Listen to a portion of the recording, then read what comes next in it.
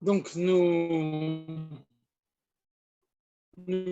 poursuivons l'étude du Mahamar Yehi Hashem Elokeinu Imanu Kasher Haya Im Avotenu, un verset qui a été prononcé par le rabbi précédent quand il a été libéré de prison avant la fête de Yud Bet Tammuz, que Dieu soit avec nous comme il a été avec nos ancêtres. Et donc c'est un mamar que le rabbi a dit le Gimel Tammuz Tafshin Chafret, le 3 Tammuz 1728, on a vu la dernière fois le paragraphe 1 et on va donc commencer aujourd'hui le paragraphe 2. Donc pour ceux qui ont le livre, Sefer HaMa'amarim Tafshin Chafret, nous sommes à la page 247. Reish Mem Zayin. ויש לקשר זה עם מה שכתוב ויקח קורח. Donc toute l'explication qui a été développée la dernière fois, tout ceci nous introduit au pasuk qui introduit la parsha de Korach, Vayikach Korach, Vetirgem Onkelos, Veitpaleg. Donc on voit que Onkelos nous dit Vayikach dans ce verset ne signifie pas il a pris comme d'habitude, mais il s'est séparé, il s'est mis de côté. On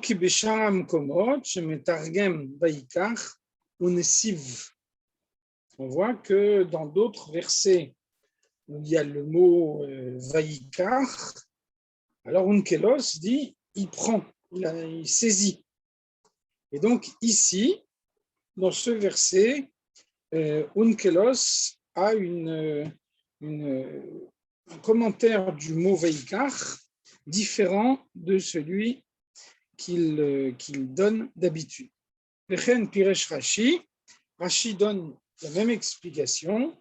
Rashi interprète également ici le mot Vayikach en disant Lakach atzmo letzad acher, il s'est mis de côté, liot nechlak mitoch haeda, pour se révolter, pour se dresser contre les autres membres de l'Assemblée. Véritable Zohar, et le Zohar nous dit Korach Baal Ebad Chilufa de Yimina Lesmala. Quelle était la motivation de Korach? Korach était, on l'a vu, un grand Talmid Chacham, quelqu'un qui connaissait beaucoup la Torah, y compris la Kabbalah.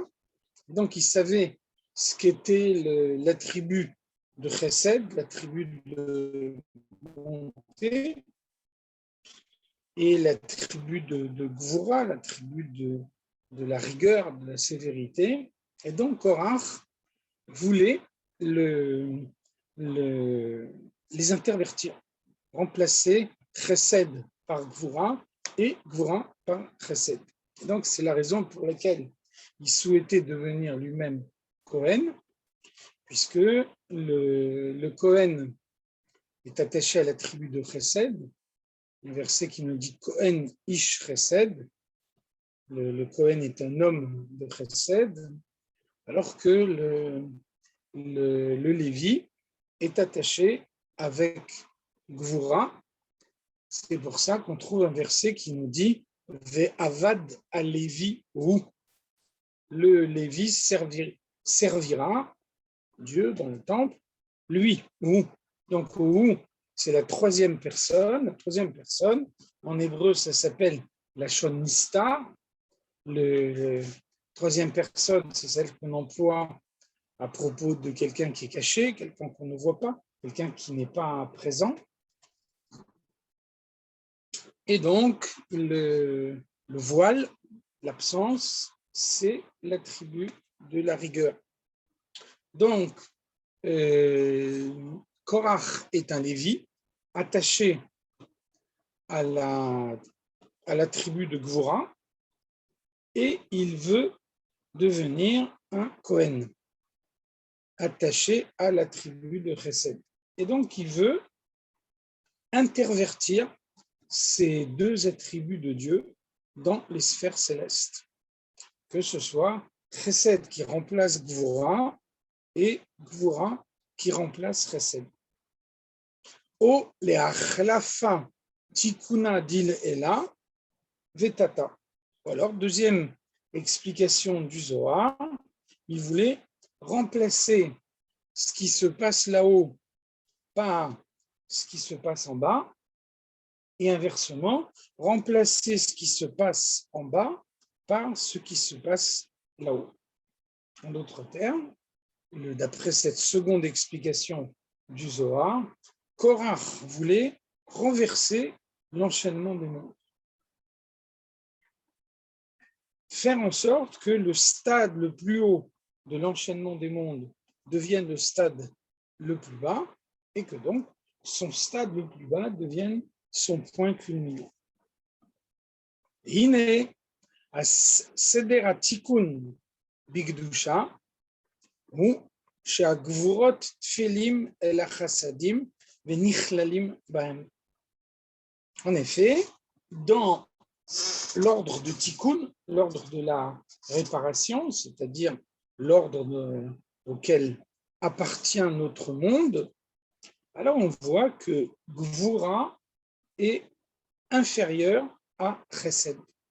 Et Gvura est inclus dans le Chesed, c'est-à-dire, selon les termes du Zohar, Smola achlil tadir bimina. Le côté gauche est toujours inclus dans le côté droit. Qu'est-ce que ça veut dire? Ça veut dire que on explique dans la Chassidoute et dans la Kabbalah que la rigueur est plus proche de la vérité que la bonté. Seulement, la rigueur, elle n'est pas supportable par tout le monde. Et donc, parce que on n'arrive pas nécessairement à supporter la rigueur, parce que elle peut avoir un effet négatif, alors on s'éloigne de la vérité de la rigueur pour adopter, entre guillemets, le compromis du chesed, en sachant qu'on fait d'une certaine façon une concession avec la vérité, mais que de cette façon-là, on fait que la volonté de Dieu soit plus abordable. Un exemple. On voit un principe dans la halacha, on nous dit En gozrim ala tzibur yoter midai. On ne peut pas, les chachamim, les rabbanim, ne peuvent pas prendre une décision trop sévère en sachant que les gens ne pourront pas la supporter. Et donc, on voit que on peut s'interroger finalement si c'est la vérité, c'est la vérité. Donc, il faut se plier à la vérité, et donc ne pas tenir compte du fait que les gens vont le supporter ou ne vont pas le supporter. Si c'est la vérité, alors on l'impose. Alors on voit que dans la pratique, ça ne se passe pas comme ça. On est obligé de tenir compte de ce que les gens peuvent mettre en pratique, et quand on s'aperçoit que de façon concrète, une décision est trop sévère, alors on ne la prend pas.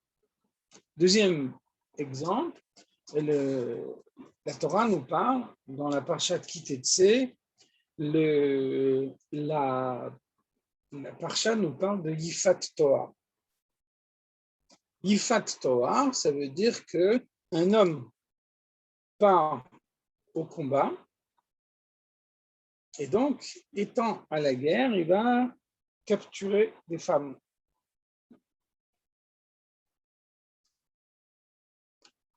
Donc, on connaît la gravité d'une union avec une non-juive. D'un autre côté, on est obligé de tenir compte de la nature humaine qui fait que quand un homme a une captive, on voit que la nature humaine fait que c'est beaucoup plus difficile pour lui de se dominer, de se contrôler. Donc, vous voyez que on va essayer de le décourager. On va rendre cette femme laide pour essayer de le décourager. Et puis, si ça ne marche pas, si malgré ça, on n'arrive pas à le décourager, alors on va trouver un moyen de lui permettre cette union. Autre exemple, on voit une discussion dans la Gemara. La Gemara se pose la question suivante. On va à un mariage, et donc il y a un mariage, la mitzvah de réjouir le khatan et la kala. Et puis, au moment où on va à ce mariage, on s'aperçoit que la kala est laide. Qu'est-ce qu'on fait dans ce cas-là? Alors, Beth Shammai nous dit, on va voir le khatan, et on lui dit, tu as choisi. Il nous dit, pas du tout. On va voir le khatan, et on lui dit, ta kala est chasouda, elle est gracieuse. Et donc, elle s'interroge finalement, c'est un mensonge. Comment est-ce qu'on peut autoriser le mensonge? Comment est-ce qu'un homme peut constater qu'une femme est laide et puis ensuite dire elle est gracieuse? Et la Gemara nous dit, mais finalement, ce n'est pas un mensonge, parce que si lui, il a choisi de se marier avec elle, c'est qu'il la trouve gracieuse. Et donc, vous voyez que, de façon générale, la rigueur permet d'être plus proche de la vérité. Seulement, la vérité qui est prônée par la rigueur est une vérité difficile à accepter par tous. Et donc, c'est pour ça que des fois, il est nécessaire de galvauder la vérité. Je suis conscient de tout à quel point tout ça peut être choquant. Enfin, c'est en tout cas ce que nous explique la chassidoute. Et donc, c'est comme ça qu'on peut comprendre que la Gemara nous dit quand il y a une discussion entre Beth Hillel et Beth Shammai, alors, Halacha que Beth Hillel, Halacha est tranchée d'après l'avis de Beth Hillel. Pourquoi? Qui alouvinhem? Parce qu'ils sont gentils, ils sont conciliants. Vous voyez que c'est choquant de l'exprimer de cette façon-là. A priori, on aurait pu dire la halacha retient leur avis parce que ce sont des grands érudits et donc l'avis qu'ils donnent est un avis autorisé. Donc, c'est pas ça ce que nous dit la Gemara. Il nous dit ils sont gentils. Et donc, ils vont essayer de dénoncer la halacha de telle façon qu'elle soit acceptable par tout le monde. Donc, le mode de fonctionnement normal dans le système du tikkun, le système de la réparation dans lequel nous nous trouvons, c'est que le chesed domine et la gvura est accessoire par rapport au chesed. Aval Korach ratza le'afrid et hagvurot min hachasadim sheyu b'madrega b'ifnei atzmam. Alors c'est précisément ce caractère accessoire de la rigueur par rapport à la bonté que le Korach remet en cause. Et donc, le Korach nous dit qu'il n'y a aucune raison d'avoir une prépondérance de la bonté par rapport à la rigueur. Il faut que les deux choses soient équivalentes. Donc, il n'y a pas de on ne cherche pas à donner la priorité à la bonté, il y a deux voies parallèles qui sont aussi importantes l'une que l'autre, une voie de chesed et une voie de gvura. Et chacun choisit la voie qui est la sienne. Ogam yitira mizu. Alors, plus encore, nous dit le rabbi, le Korach a peut-être même voulu chez Gvurot Iyu Ikar, que ce soit la Gvura, la rigueur, qui soit l'essentiel, et que la bonté soit accessoire à la rigueur et qu'elle en reçoive l'influence. Donc, on a dit avant que le Korach est un Lévi. Un Lévi est attaché à la tribu de rigueur. Donc, tout naturellement, il cherche à mettre en avant l'attribut qui correspond à la source de son âme. Ou biglalze neenash. Et donc, c'est la raison de la punition de Korach. En quelque sorte, le Korach a voulu remettre en cause l'ordre de la création. L'ordre de la création, c'est qu'à partir du moment où le monde matériel a été créé, on est entré dans une phase de tikkun. Et donc, le tikkun peut se réaliser plus facilement lorsque le chesed est prépondérant par rapport à la gvura, parce que ça permet d'arrondir les angles, de faire en sorte que l'élévation de la matière du monde soit plus aisée. Alors c'est ça ce que Korach remet en cause. Korach nous dit, c'est sans doute important de faire que la matière du monde reçoive l'élévation le plus rapidement possible, mais ça ne doit pas être au prix de transiger avec la vérité. Et donc, la vérité, c'est que s'il faut être sévère, il faut être sévère. Il n'y a pas de raison d'être bon dans un cas où la sévérité est nécessaire. Donc là, c'est la position de Korach qui remet en cause le mode de fonctionnement que Dieu a instauré dans le monde. Sur ça, le rabbi pose la question suivante. Sarich Lehavin peut s'interroger. Are Korach Pikea Chaya. Les sages nous disent que Korach était un homme intelligent, non seulement un érudit, mais aussi un homme intelligent. Uma ra'a leshtudze. Donc, comment une telle folie a-t-elle pu lui venir à la tête? Il y a un ordre qui est instauré par Dieu dans la création. Comment est-ce qu'un homme érudit et intelligent peut se dire « moi, je suis capable de remettre en cause l'ordre qui a été instauré dans le monde par Dieu lui-même ». Donc, quelle est la réponse à cette question? Chez Korach Ra'a et Prinat Agvurot Kefi Shehem Beshorsham. Quand Korach a voulu privilégier la rigueur, alors il a regardé la rigueur uniquement telle qu'elle est dans sa source. Et il n'a pas recherché les implications que cette gvura peut avoir quand elle est appliquée au monde matériel. Et donc, on a dit tout à l'heure que si on regarde les choses dans la source, gvura est plus proche de la réalité que la bonté. La sévérité, la rigueur est plus proche de la vérité que la bonté. Et donc, c'est ça la faute de Korach. On ne se préoccupe pas de ce qui se passe concrètement. Il n'y a pas de raison qu'il y ait une différence entre ce qui se passe dans les sphères célestes et ce qu'on peut constater en bas dans le monde.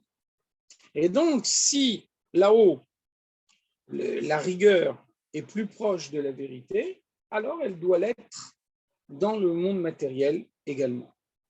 Donc, l'élément qui manque dans le raisonnement de Korach, c'est qu'il y a une différence entre les sphères célestes où la présence de Dieu est une évidence et le monde matériel qui subit un voile de la présence divine.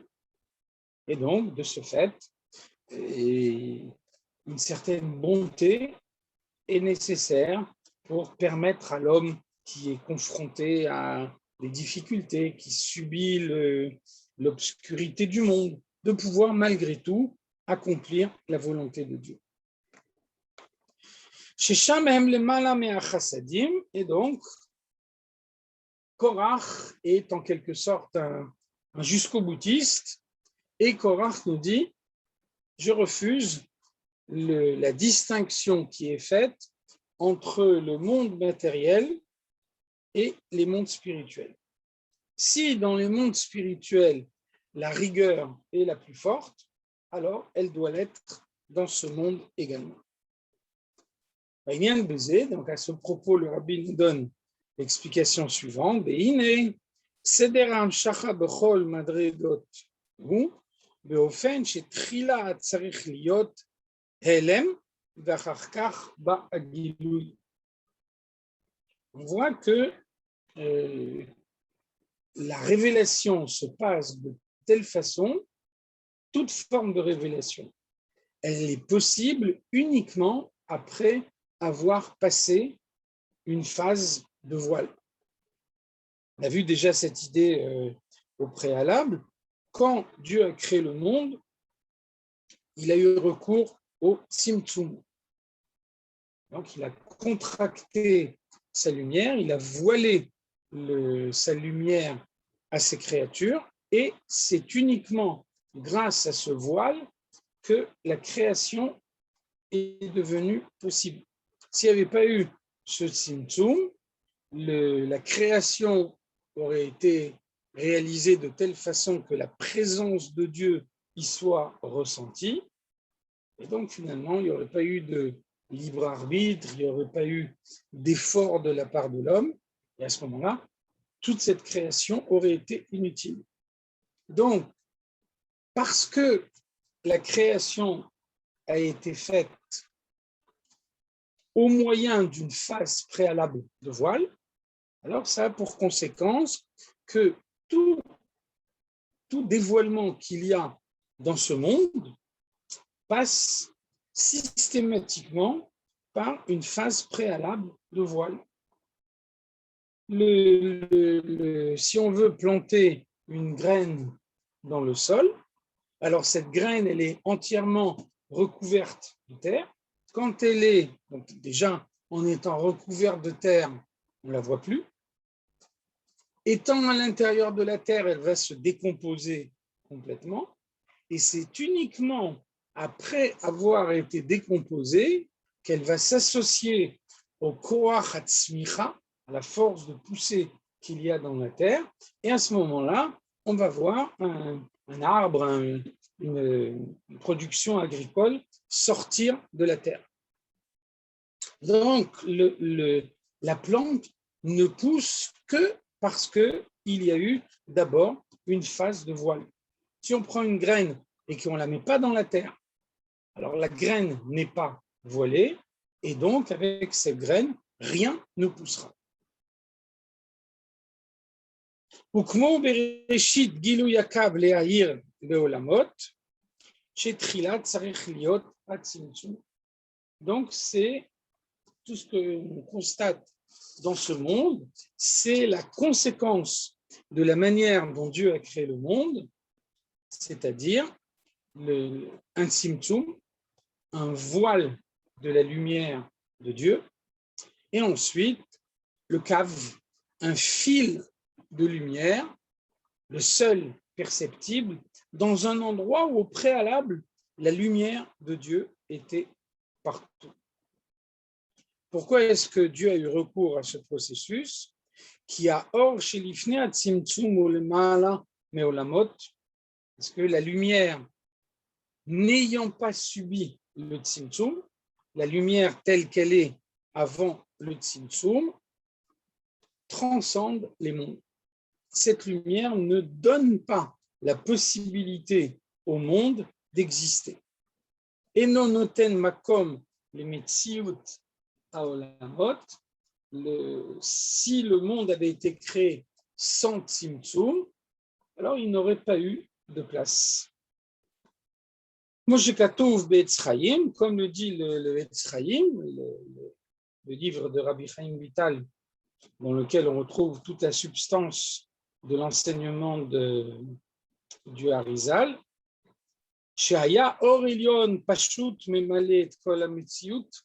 Avant le Tzimtzum, il y avait une lumière élevée, transcendant toute l'existence, et lo haya makom le'amidat u'metziut haolamot. Et du fait de cette grande lumière, les mondes ne pouvaient pas exister. Donc, l'image qui est citée dans la Chassidoute pour illustrer cette idée, c'est celle du fœtus. On voit que le fœtus n'a pas d'existence indépendante de sa mère.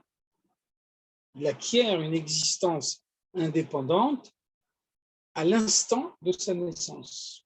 En revanche, pendant la période de la gestation, il est considéré comme un membre du corps de sa mère. Et donc la Gemara nous dit Ochel mache ochelet imo. Il mange ce que mange sa mère. Donc il n'a aucune indépendance, il n'a aucune autonomie, il est totalement dépendant de sa mère pour tout ce qu'il fait, et donc au final, il est une partie de sa mère sans existence indépendante. De la même façon, si le monde avait été créé sans Tzimtzum, alors le monde aurait été comme en état de gestation dans la divinité. Et donc, de la même façon que le fœtus n'a pas d'existence indépendante, le monde n'aurait pas eu non plus d'existence indépendante, ce qui veut dire que sa création aurait été inutile, puisque un monde créé de cette façon n'apporte aucune valeur ajoutée. ולכן הוא צריך להיות הצמצום הראשון שנסתלק האור לגמרי. C'est la raison pour laquelle le premier tzimtzum a été nécessaire, et donc le premier tzimtzum, c'est un retrait total de la lumière. C'est pour ça qu'on parle de tzimtzum harishon. Il y en a eu d'autres, et donc les tzimtzumim suivants sont uniquement des contractions. En revanche, le premier tzimtzum est un retrait. Que ça veut dire? Ça veut dire que on a vu avant le résultat de ce premier tzimtzum, c'est le cave, le fil de lumière, et donc on aurait pu imaginer dans un premier temps la lumière de Dieu était partout, donc on aurait pu imaginer de faire le tzimtzum de telle façon que cette lumière se regroupe autour du fil de lumière qui doit être son résultat final. Si cela avait été le cas, à ce moment-là, ce fil de lumière lui-même n'aurait pas subi le tzimtzum. Ailleurs, la lumière a bien été voilée, donc il y a eu un tzimtzum. Pour ce fil de lumière autour duquel toute la lumière a été regroupée, il n'y aurait pas eu de tzimtzum. Et à ce moment-là, ce fil de lumière aurait créé le monde, l'enchaînement des mondes, comme si le tzimtzum n'avait jamais eu lieu. C'est la raison pour laquelle ce premier tzimtzum n'est pas uniquement une contraction, c'est un retrait. Silek oro gadol alatzad. Dieu a mis totalement de côté sa lumière. Et donc, ce fil de lumière qui résulte du tzimtzum, il a lui-même subi le tzimtzum. Et c'est la raison pour laquelle, lorsque tout l'enchaînement des mondes jusqu'à ce monde matériel est créé à partir de ce fil de lumière, alors le Tzimtzum, qui est à l'origine de tout ce processus, fait que les mondes créés ont l'impression, la sensation d'une existence indépendante. Et c'est ce qui leur permet d'exister en tant que créatures.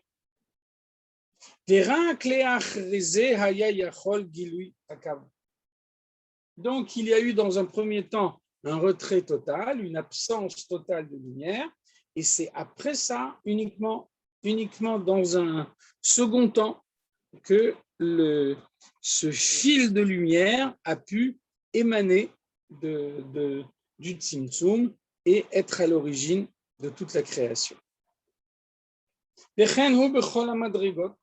Donc, puisque c'est ce Tzimtzum Arishon, ce premier Tzimtzum qui a initié la création, alors le principe a été instauré dans toute la création que chaque phase de révélation suppose nécessairement une phase préalable de voile, comme on l'a vu tout à l'heure pour un végétal qui pousse. Et ceci s'est révélé également dans ce monde inférieur, dans ce monde matériel, où ce principe s'applique également. K'mamar Hazal, et les Chachamim nous disent à ce propos-là, Kebriyato shel olam, ceci nous explique comment le monde a été créé, c'est l'ordre qui a été adopté au moment de la création du monde. De Bereisha Chashucha ve'ada Neora. Il y a d'abord l'obscurité et ensuite la lumière. On sait que la journée commence pour nous à la tombée de la nuit. Ça veut dire que la journée commence par toute une phase de nuit et c'est parce qu'il y a eu cette phase de nuit qu'il peut ensuite, le lendemain matin, y avoir une phase de lumière. Dirtiv, c'est pour ça que le verset nous dit Vayehi erev ve'acharka vayehi boker. On voit dans toute la description de la création qui est faite au début de la Torah, pour chacun des 6 jours de la création, la Torah nous dit Vayehi erev vayehi boker, yom echad, yom sheni, yom shlishi. Pour chaque jour de la création, il y a eu d'abord le soir et ensuite le matin. Ceci est l'application du principe qu'on a indiqué au préalable. Chaque fois qu'il y a une révélation, cette révélation, pour pouvoir se produire, doit être précédée par une phase de voile.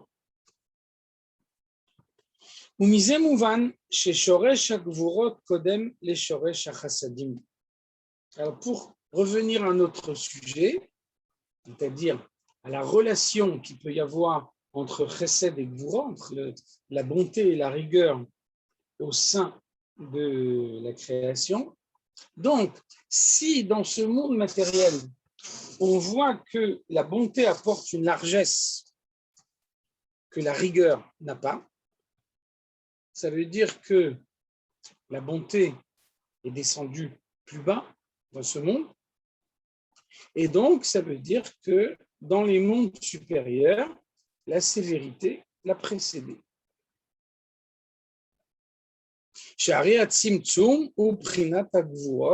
Et donc on voit bien de la manière dont le monde a été créé qu'il y a eu d'abord le tzimtzum, et le tzimtzum est bien un acte de gvura, un acte de rigueur, de sévérité, puisqu'il s'agit de voiler la lumière de Dieu.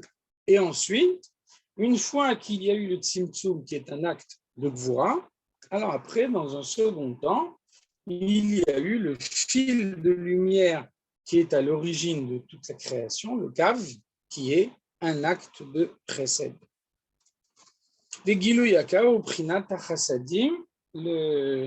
La révélation du kav est un effet de Chesed. Donc, il y a eu d'abord le voile total de la lumière, Gvura, puis le fil de lumière qui est à l'origine de la création, Chesed. Donc, Gvura précède Chesed. D'où le raisonnement de Korach. Korach a étudié la Torah, donc Korach sait parfaitement tout ce que nous venons d'expliquer maintenant. Et donc Korach dit, je refuse la différence qu'il peut y avoir entre la source spirituelle et le monde matériel. Si dans la source spirituelle, Gvura a précédé Chesed, alors il n'y a pas de raison que dans le monde matériel, Gvura ne précède pas Chesed également.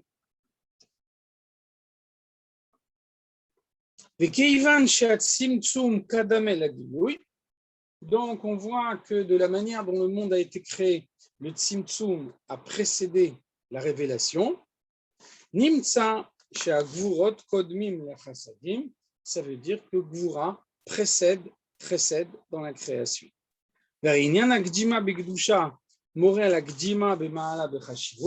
On sait que dans le domaine de la Gdusha, ce qui est énoncé en premier est le plus important.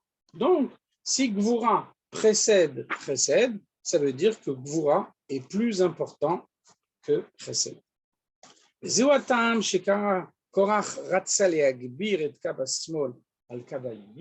En conséquence, Korach a voulu faire en sorte que même dans ce monde matériel, le côté gauche l'emporte sur le côté droit, mitzad ma'anat hagvurot ala chasadim, du fait de cette antériorité de Gvura par rapport à Chesed. Ach be'emet, mais en réalité, nous dit le Rabbi, ta'a Korach ta'ut gadol. Korach a commis une profonde erreur.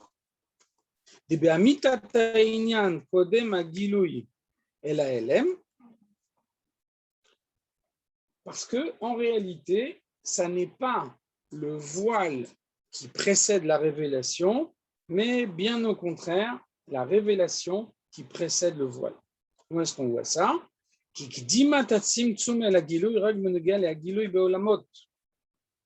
Le tzimtzum est uniquement une apparence. Le tzimtzum n'a rien changé chez Dieu. Dieu reste le même avant le tzimtzum et après le tzimtzum. Nous disons tous les jours dans la prière,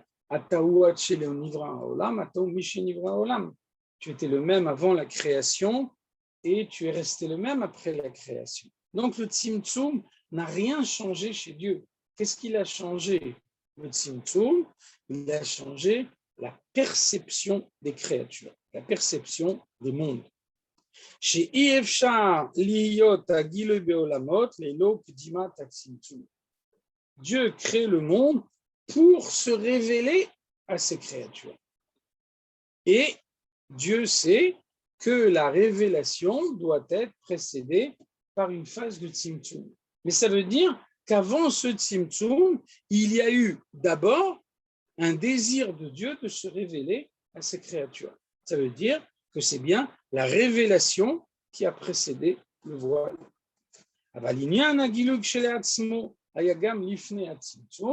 Donc la révélation de Dieu n'a pas été du tout modifiée par le tzimtzum, elle est restée exactement identique, et donc il y avait déjà, avant le tzimtzum, une révélation potentielle de Dieu.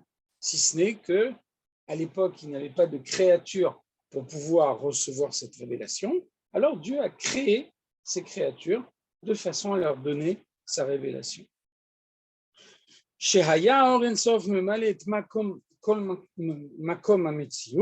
Avant le tzimtzum, la lumière de Dieu était partout. Donc c'est bien une révélation. Quel Elohim Havaye Diber Vaikra Eretz. Donc ce verset mentionne 3 noms de Dieu, Quel Elohim Havaye, et ensuite on nous dit Diber, Dieu a parlé, Vaikra Eretz, et il a fait surgir la terre. La terre a été créée par la parole de Dieu. En tout cas, on voit que dans ce verset, 3 noms de Dieu sont cités. Quel Elohim Havaye.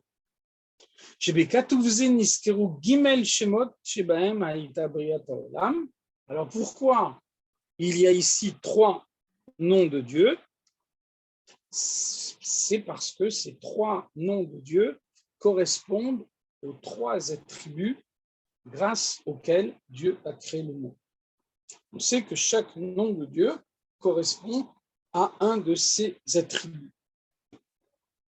On voit que quand Moshe Rabbeinu rencontre Dieu au moment du buisson ardent, alors il lui demande Ve'im yomruli mashmo ma omar alehem. Je vais aller en Égypte et je vais annoncer aux Bnei Israël qui sont libérés. Et donc ils vont me dire ce Dieu qui veut nous libérer, comment il s'appelle? Et Dieu lui répond les filles Ma'asai Ani Nikra. Mon nom dépend de mes actions. Mon nom dépend de ce que je suis en train de faire en ce moment. Donc, il y a un nom qui correspond à la tribu de Chesed, un nom qui correspond à la tribu de Goura, et c'est par l'intermédiaire de ces noms que Dieu va réaliser dans le monde un acte de Chesed ou un acte de Goura. La Sederhu, et donc, comment est-ce que le monde a été créé? Si on regarde l'ordre des 3 noms de Dieu qui sont cités dans ce verset, Kel Elohim Havaye, chez Trila Ushem Kel Prinat Chesed. Premier nom qui est cité dans le verset, c'est le nom Kel. Kel, c'est le nom qui correspond à l'attribut de bonté, Chesed. Chez Moréal Gilouya Or, Shaya Orensort, Memale Makom Achalal. Donc là, on fait bien allusion à la révélation. Là, on nous indique que la lumière de Dieu se trouve partout. Shem Elohim. Ensuite, le verset cite le nom Elohim, Prinat Gvura. Elohim, c'est la rigueur, c'est Dieu qui se voile. C'est la raison pour laquelle le Elohim est au pluriel. Donc, Elohim, c'est Begmatria Hateva, la nature. Et donc, il y a de nombreuses manifestations de la nature qui expliquent le pluriel de Elohim. Et donc, comme Dieu se voile à travers les lois de la nature, les voies de la nature, alors on peut dire finalement, il n'y a pas de Dieu n'intervient plus dans le monde. Il y a des lois naturelles, immuables, qui sont fixées une fois pour toutes et qui n'appellent plus l'intervention de Dieu. Donc, Elohim, c'est le voile de la présence de Dieu, c'est Gvura, chez Moré à la Tzimtzum. Donc ça fait allusion au Tzimtzum. Donc, la lumière de Dieu est partout. Elohim, Dieu fait le Tzimtzum sur cette lumière. Et ensuite, troisième nom de Dieu qui est cité dans ce verset, le nom Havaye, chez Moréal Gilou Yakav, chez Eir Achar Tzimtzum. Qu'est-ce que c'est Havaye? Havaye, c'est le fil de lumière qui est le résultat du Tzimtzum et qui peut être à l'origine de toute la création, de tout l'enchaînement des mondes. Chez Inyan Arachamim, ça correspond à l'attribut de Tiferet, celui qui est capable de faire la synthèse entre Chesed et Gvura, de les réconcilier. Ve'alze Amrou Razal, Shitef Imo Midat Arachamim. C'est la raison pour laquelle le Midrash, quand il décrit la création, il nous dit dans un premier temps, la création elle a été faite par la tribu de Gvura, Bereshit bara Elohim, et puis ensuite, Ra'a she'en haolam mitkayem. Dieu a vu que dans un monde trop sévère, dans un monde où Dieu ne se révèle jamais, alors le monde ne peut pas subsister. Même si la règle de la création, c'est le voile, alors il faut quand même de temps en temps soulever la soupape et permettre la révélation. Donc cette révélation qui accompagne le voile, c'est Tiferet, c'est Rachamim, c'est la miséricorde, ça correspond au nom de Dieu Havaya, le troisième qui est mentionné dans ce verset.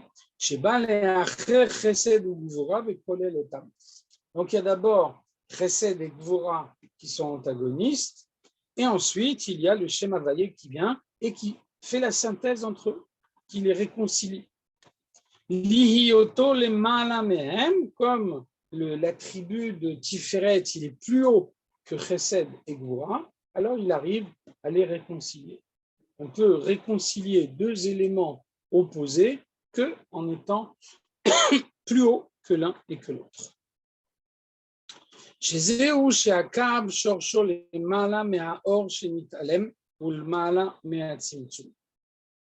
Donc, si on dit que Havaya est plus haut que Kel et que Elohim, ça veut dire que le Kav, le fil de lumière qui résulte du Tzimtzum, il est plus haut que le Tzimtzum lui-même et il est plus haut également que la lumière de Dieu telle qu'elle était avant le Tzimtzum. La lumière de Dieu qui était avant le Tzimtzum, c'est une immense révélation que les créatures ne peuvent pas supporter. Donc, il n'y a pas de possibilité de créer le monde de cette façon-là. Donc, ce n'est pas le plus haut niveau qu'on peut imaginer. Ensuite, il y a le Tzimtzum, et le Tzimtzum, c'est le voile total. Et là, il n'y a plus aucune possibilité de percevoir la présence de Dieu.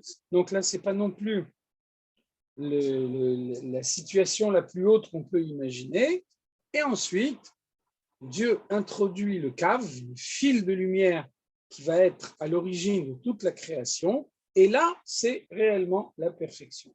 Parce que par l'intermédiaire de ce fil de lumière, les créatures peuvent effectivement percevoir la présence de Dieu.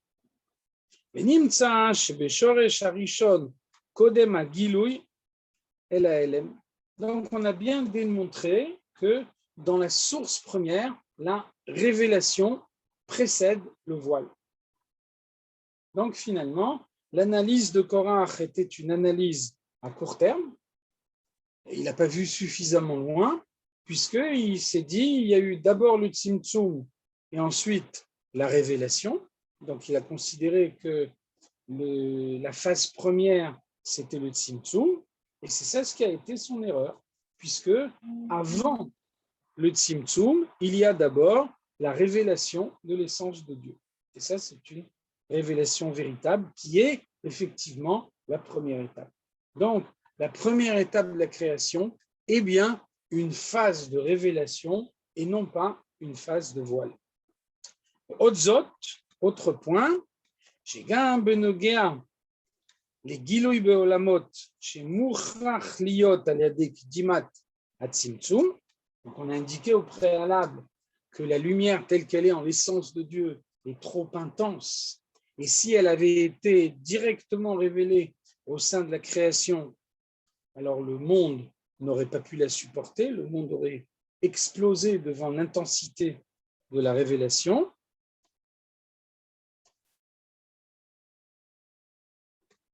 Kodem à Giloui et la Tzimtzum, ceci donc ne remet pas en cause le fait que la révélation précède le voile, Charé à Tzimtzum ou Bishvil à Giloui. Parce qu'en fait, même quand Dieu fait le Tzimtzum, alors il fait le Tzimtzum dans le but d'éclairer.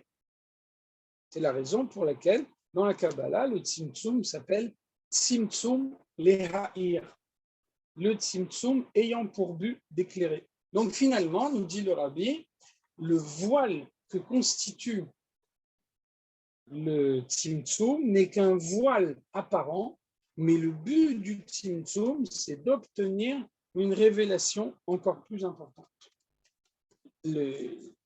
L'exemple qui est cité dans la Chassidoute pour illustrer cette idée, un homme qui a une connaissance profonde de la Torah doit enseigner une idée à un enfant. Alors donc, il va trouver une formulation de cette idée qui permet à l'enfant de la comprendre. Donc, si on regarde les choses extérieurement, on se dit, là, il y a eu un voile. Cet homme-là a une connaissance très profonde, et donc il aurait pu expliquer les choses d'une manière très profonde, et au lieu de ça, voilà qu'il s'oblige lui-même à parler comme le ferait un enfant, pour faire en sorte que ses élèves puissent comprendre. Si on regarde les choses plus profondément, ce voile est en réalité un dévoilement, parce que c'est grâce à cette formulation que les enfants comprennent.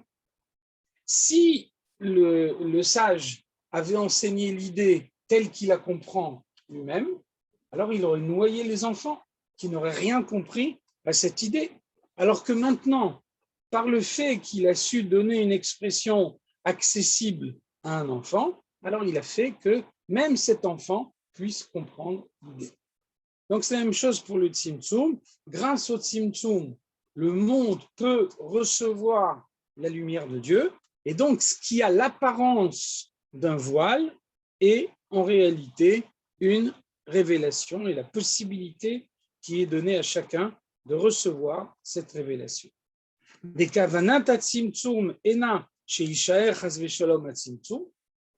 Le Tzimtzum n'a pas pour but de faire du voile un stade définitif.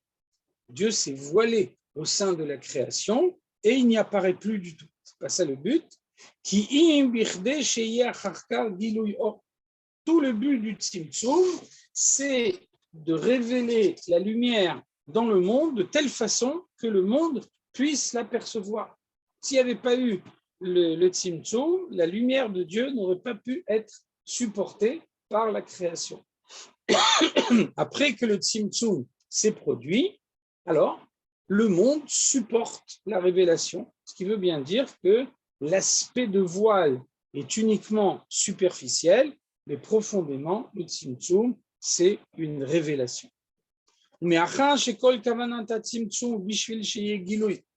Puisque la finalité de ce Tzimtzum, c'est la révélation qu'elle apporte,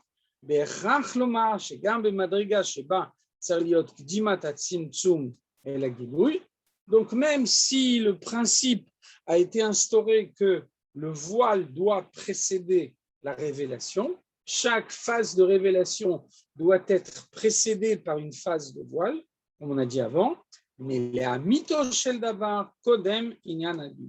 il n'en reste que plus profondément. Si on analyse plus profondément les choses, c'est effectivement la révélation qui précède le Tzimtzum, et c'est la raison pour laquelle, dans ce monde, la priorité est donnée au Chesed par rapport à Gvura. Shehu Kavanat Tzimtzum, la révélation est bien la raison d'être du Tzimtzum. Nimtza shetauto shel Korach haïta lorak mitzat prinat shel ma'ala mishtalshelut.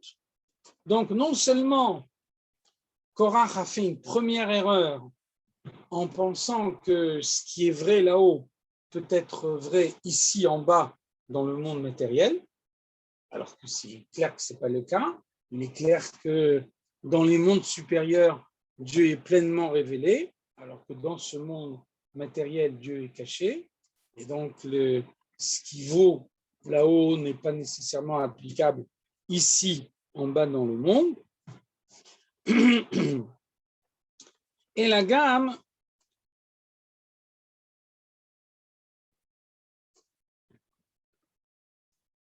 mitzad prinat ha'ishtalshelut, ששם קודם הצמצום בפועל, הנה מצד כוונת הצמצום קודם הגילוי. Donc non seulement Korach a fait une erreur sur ce qui se révèle ici en bas dans le monde, mais Korach a fait une erreur également sur le Tzimtzum lui-même, puisqu'il a pensé que le Tzimtzum est la première étape, et donc la première étape est une étape de voile, et que le dévoilement est venu seulement après, alors qu'en réalité, le Tzimtzum est la deuxième étape.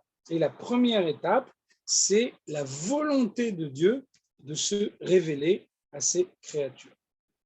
C'est ce qui explique l'ordre de fonctionnement du monde qui a été adopté ici en bas dans le monde.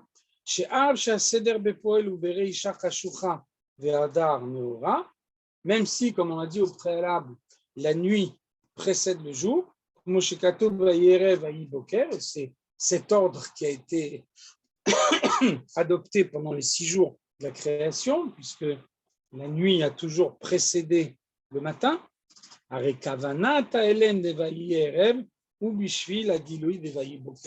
Mais en fait, quand Dieu instaure la nuit, quand Dieu instaure le voile, c'est pour faire un appel aux efforts des hommes et que grâce à ces efforts, le voile soit retiré et qu'on puisse obtenir la révélation. Ve'ad le giloui de Yom Echad, jusqu'à ce qu'on obtienne la venue du Mashiach. Et quand on obtiendra la venue du Mashiach, à ce moment-là, les voiles disparaîtront, la révélation dans le monde sera permanente. Je voulais malam et erev vaboker. À ce moment-là, on dépassera l'ordre qui règne actuellement dans le monde, où il y a d'abord la nuit et ensuite le matin. Mais donc, quand le Mashiach viendra, le monde fonctionnera de telle façon que la révélation sera une révélation permanente, que les obstacles à la révélation de Dieu dans le monde seront entièrement retirés, et à ce moment-là, on aura l'essence de Dieu qui résidera ici en bas dans ce monde matériel. Ce qui veut dire que, on a vu au préalable que Korach Pikea Chaya, Korach était un homme intelligent.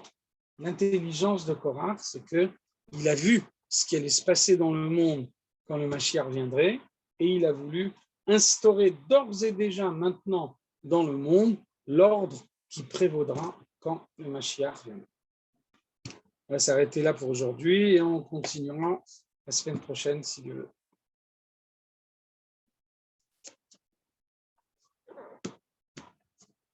Merci Chaim, bonne soirée. Bonne soirée, Kol Tov.